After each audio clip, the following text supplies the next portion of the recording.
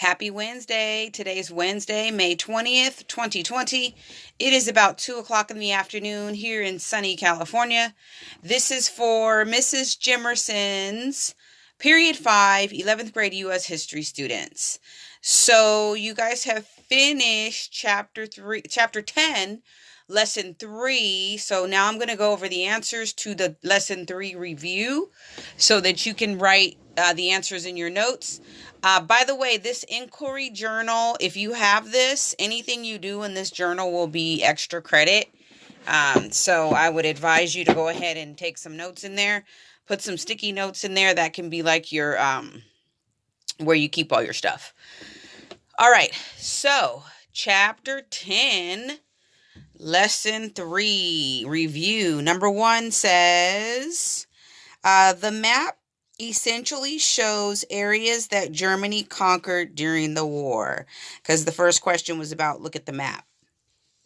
Number 2, Germany's economic problems, Hitler's ideas and position as a dictator, German citizens' fear of Hitler's police, and a long history of anti-Semitism, which means basically racism against the Jewish people.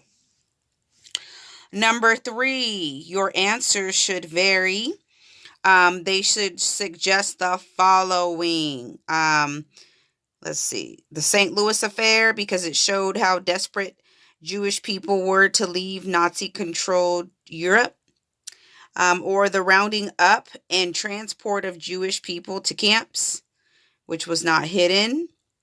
And another one is called the Kristallnacht, because it has open violence. It was about open violence. Number 4.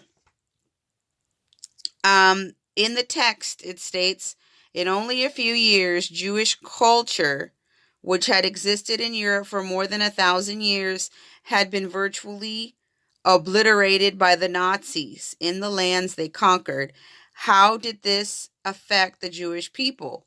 And the answer is many forms of Jewish culture were suppressed, stolen, or removed from Nazi-dominated lands. The false idea that Jews were not a part of European culture and history was promoted. Jews were deprived of their homes, businesses, religious centers, friends, and family members. Stories, ideas, and traditions that would have been passed down from generation to generation were eradicated. And number 5. Number 5 says, work with a partner to research another genocide in history. So genocide is the killing of a specific race of people. Use the internet and other resources to gather information.